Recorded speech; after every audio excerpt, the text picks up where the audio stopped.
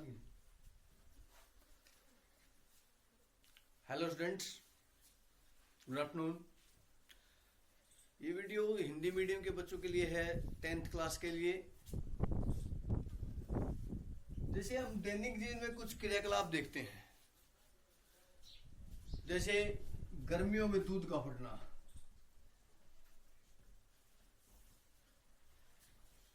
दूध का फटना,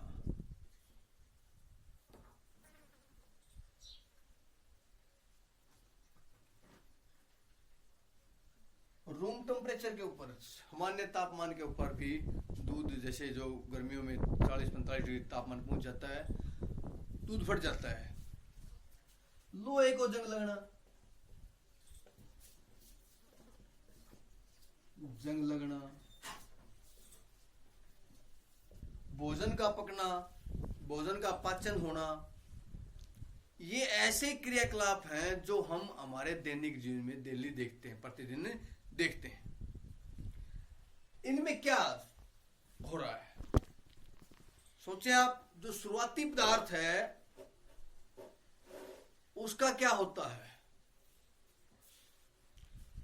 इनमें जो शुरुआत में जो पदार्थ था, जैसे दूध था, वो फट के दही जैसे खट्टे पदार्थ में बदल जाता है। लोहा है वो जंग में बदल जाता है। लाल भूरे रंग का एक सब्सटेंस पदार्थ होता है जंग। तो शुरुआती पदार्थ जो था वो कंप्लीट, पूर्णतः परिवर्तित हो गया, एक नया पदार्थ बन जाता है इनमें।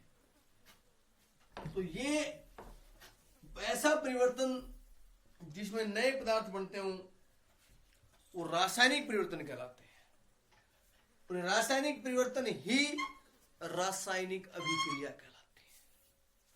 क्या कहेंगे? रासायनिक अभिक्रिया, रासायनिक अभिक्रिया।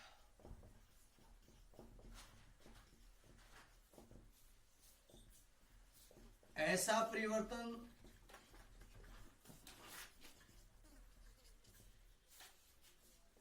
जिसमें नए पदार्थ बनते हों।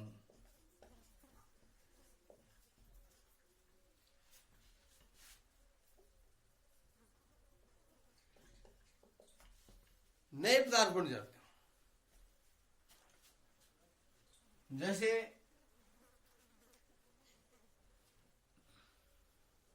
दूध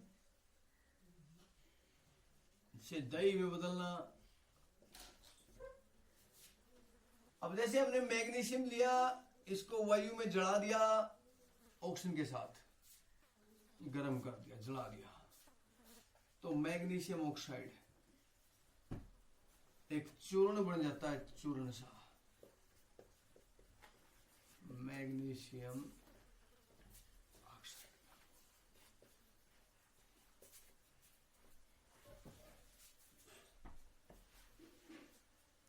तो यहां पर भी ये शुरुआती पदार्थ थे, ये नया पदार्थ बनता है।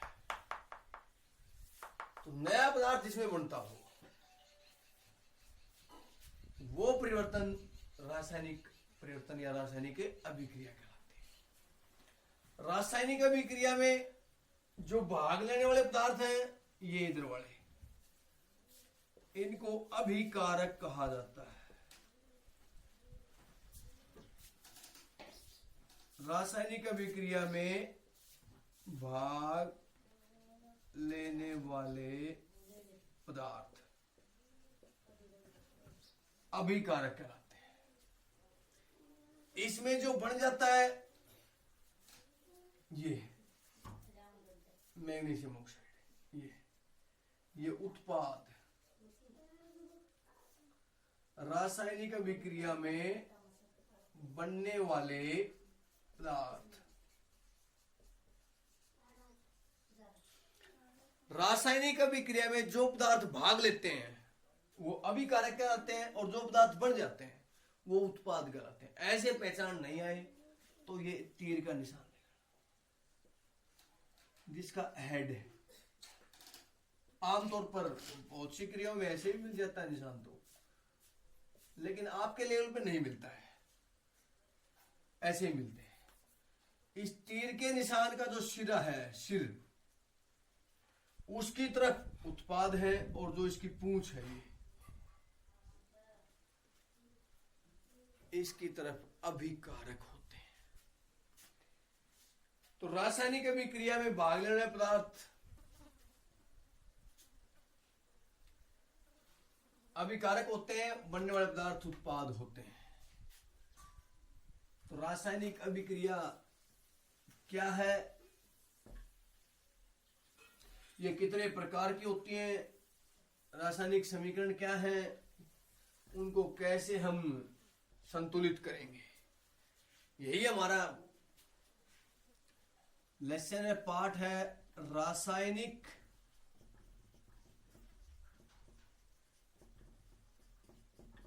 अभिक्रियाएं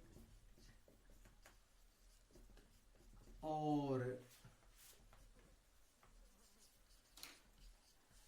समीकरण। रासायनिक अभिक्रियाएं और समीकरण,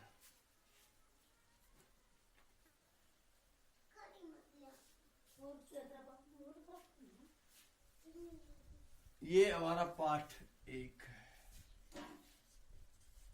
इसी के बारे में हम पढ़ेंगे। रासायनिक अभिक्रिया क्या है ये आपको बता दिया, दैनिक जीवन में होने वाले कुछ रासायनिक परिवर्तनों के बारे में बताया। अब कैसे पता चलता है कि रासायनिक अभिक्रिया हुई है, मान ले कैसे पता चलता है कि कोई व्यक्ति बीमार है। व्यक्ति तो फिर भी मुंह से बोल के बताता है कि मेरे को ये समस्या है, लेकिन यदि कोई पशु बीमार है तो हमें कैसे पता चलता है बीमार है। उसके लक्षण देखते हैं कि वो खाना पीना छोड़ रखा है, सुस्त है, तो ऐसे उसके लक्षण देखेंगे। बॉडी का तापमान ज्यादा है कि नहीं, गर्म है शरीर या ज्यादा ठंडा है, तो ऐसे लक्षण देखते हैं। लक्षण को देख के पता चलता है। तो रासायनिक अभिक्रिया के भी लक्षण होते हैं, उन लक्षणों को देख के पता चलता है कि भी रासायनिक अभिक्रिया हुई या नहीं हुई। लक्षण कौन कौन से हैं? पहला, अवस्था परिवर्तन,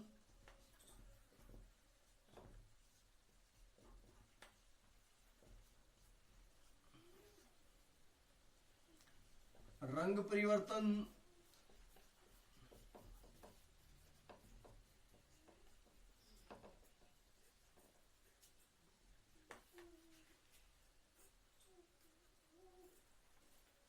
तापमान में परिवर्तन और गैस का निकलना, गैस का निकलना, ये किसी भी रासायनिक अभिक्रिया के लक्षण हैं। किसी भी क्रिया में इनमें से एक लक्षण भी हो सकता है, दो भी हो सकते हैं, सभी भी हो सकते हैं। ये कोई जरूरी नहीं सभी क्रियाओं में सभी लक्षण हो। हाँ, कोई ना कोई लक्षण जरूर होगा इनमें से। तो वो रासायनिक अभिक्रिया को बदलता है लक्षण देख के। अब जैसे कैसे, जैसे देखो, लाल दवाई लें, लाल दवाई होती है पोटेशियम परमैंगनेट, पोटेशियम परमैंगनेट।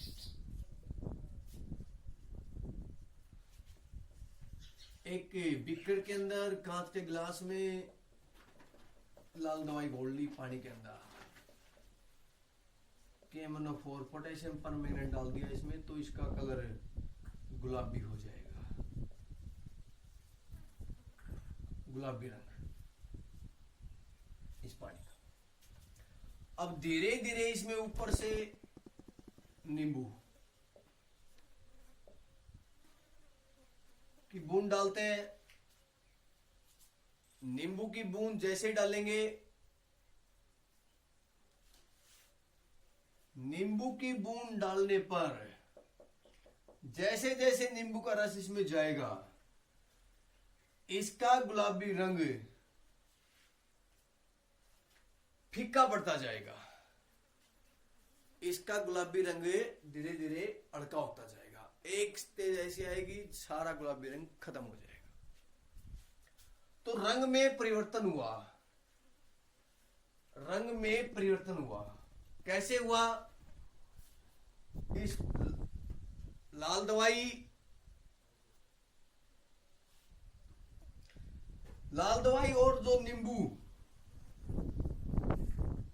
के अंदर जो अम्ल है, सिट्रिक अम्ल, उसके बीच अभिक्रिया हो गई। अभिक्रिया होने से एक नया पदार्थ बना, नए पदार्थ बने, जिसकी वजह से ये गुलाबी रंग समाप्त हो गए। तो कह सकते हैं कि अभिक्रिया के दौरान रंग में परिवर्तन होता है। दूसरा, जिंक ले, उसको एक टेस्ट ट्यूब के अंदर परख नली,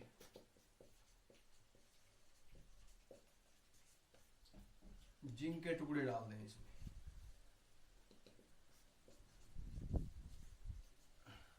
डाइल्यूट, तनु सल्फ्यूरिक अम्ल, सल्फ्यूरिक अम्ल के अंदर जिंक के टुकड़े डाल दें। जैसे ही जिंक के टुकड़े डालेंगे यहां से गैस निकलेगी, ये जिंक के टुकड़े डालने पर गैस निकलेगी, गैस।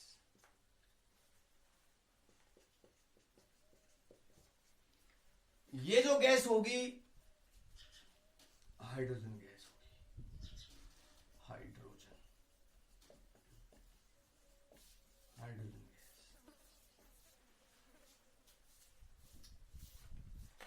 कैसे हुआ ये भी रासायनिक अभिक्रिया से हुआ कि जिंक और सल्फ्यूरिक अम्ल के बीच अभिक्रिया हो गई, जिंक सल्फेट और हाइड्रोजन गैस बनती है।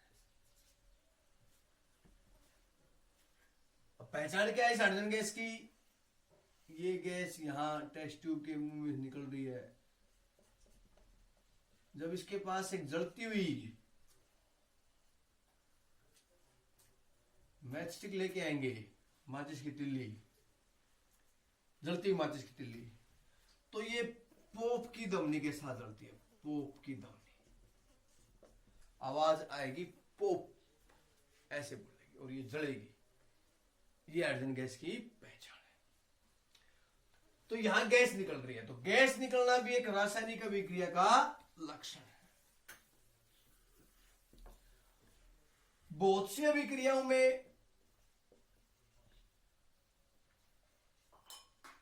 तापमान में परिवर्तन होता है।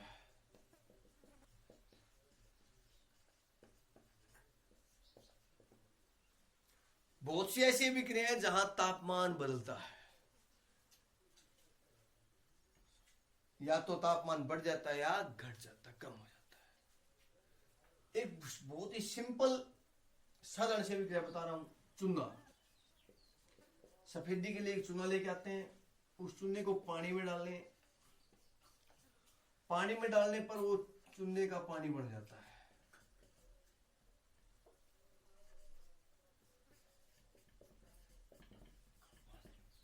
वो चूना का फॉर्मूला होता है कैल्शियम ऑक्साइड, उसको डाल दिया वाटर के अंदर, ये बनता है कैल्शियम हाइड्रोक्साइड। ये चूने का पानी है, ये चूना है, ये पानी। तो ये बहुत ज्यादा गर्म मिलता है, उबलने लग जाता है ये पानी। चूना पानी में डालते ही सफेदी के लिए घरों में करने के लिए लेके आते हैं, बाल मटके में और किसी बर्तन में डालते हैं तो उबलने लग जाता है वो पानी। तो ये कैसे हुआ? गर्म तो किया नहीं था, ये रासायनिक अभिक्रिया हुई चूने और पानी के बीच, और उसके दौरान ऊष्मा निकलती है, जैसे तापमान बढ़ जाता है। जैसे अम्ल, क्षार, HCl अम्ल और NaOH बेस क्षार ले लें, इस क्रिया में भी आप पर्सनली में मिलाएंगे तो पर्सनली गर्म मिलती है, वहां पर भी तापमान में परिवर्तन होता है। अगला लक्षण ये है तापमान में परिवर्तन, ये भी एक लक्षण है रासायनिक अभिक्रिया का। इसी प्रकार अवस्था परिवर्तन,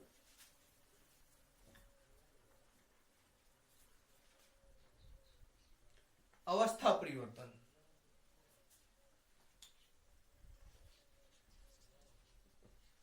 अवस्था परिवर्तन, जैसे मोमबत्ती का जलना,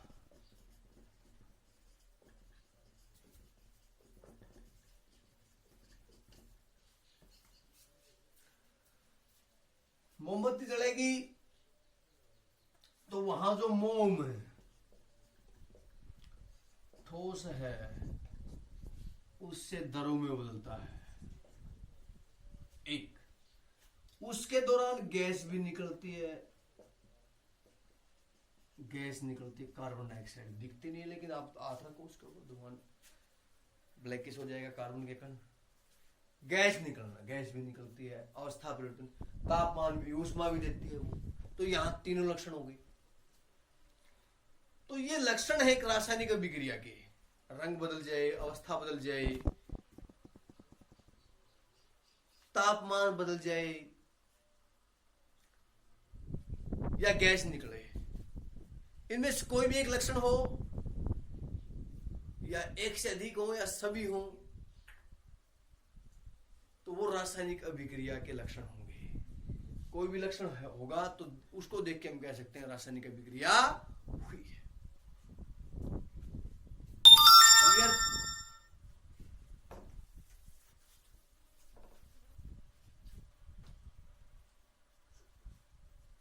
आगे हम देखते हैं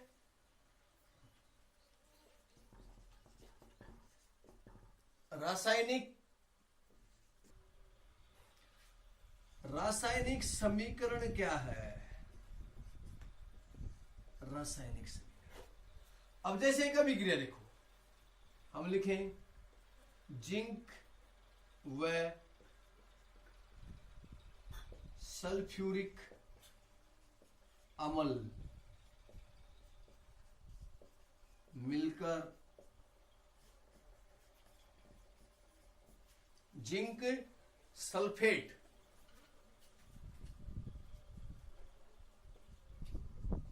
और हाइड्रोजन गैस बनाते हैं,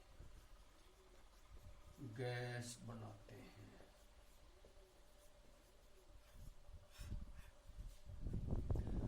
इसी को हम ऐसे लिखें जिंक प्लस सल्फ्यूरिक अम्ल, तीर का निशान, zinc sulphate plus hydrogen gas, ये हो गया।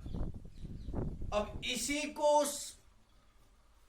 जो रासायनिक अभिक्रिया में यूज एलिमेंट तत्व या जो कंपाउंड यौगिक है उनको सिंबल, संकेत और फॉर्मूले, सूत्र यूज कर दें, सूत्र यूज कर दें। जैसे जिंक एक तत्व है, इसका सिंबल, संकेत है Zn। सल्फ्यूरिक अम्ल का फॉर्मूला, सूत्र होता है H2SO4। जिंक सल्फेट का सूत्र है ZnSO4 plus H2। Short form में हो गई। तो बार बार इस समस्या से बचने के लिए वैज्ञानिकों ने रासायनिक अभिक्रिया को, उस अभिक्रिया में जो भी तत्व या यौगिक हैं उनके संकेत और सूत्रों रूप में दर्शा दिया। इसी को रासायनिक समीकरण कहा जाता है। किसी रासायनिक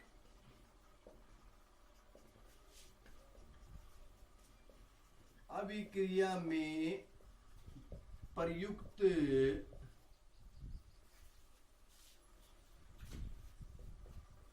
तत्वों व यौगिकों को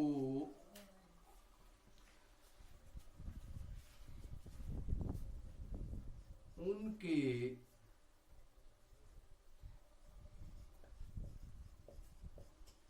संकेतों व सूत्रों के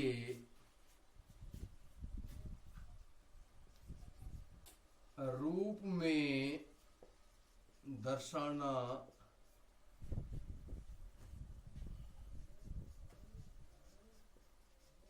रासायनिक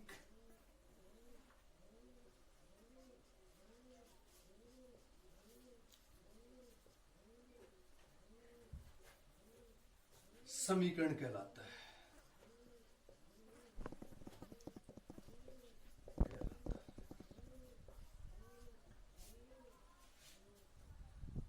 जैसे इसको समझे आप, ऐसे लेके 3x प्लस 4y बराबर है 9, 8, 9 जो भी लिख लो। अब इसको मैं 3x plus 4y is equal to 9, 3x जमा 4y बराबर है 9। तो ये भी एक समीकरण है, ये एक गणितीय समीकरण है, मैथमेटिकल इक्वेशन है। तो यहां पर भी हमने संकेतों का प्रयोग किया। ऐसे ही रासायनिक अभिक्रिया में जो तत्वों जो भी है उनके संकेतों सूत्रों का प्रयोग करके लिख दें तो वो भी एक समीकरण बनता है, लेकिन वो रासायनिक समीकरण होता है। रासायनिक समीकरण दो प्रकार के हैं, संतुलित रासायनिक समीकरण और असंतुलित रासायनिक समीकरण। ये कल बताएंगे, संतुलित कैसे करते हैं ये भी कल बताएंगे। आज के लिए इतना ही, धन्यवाद।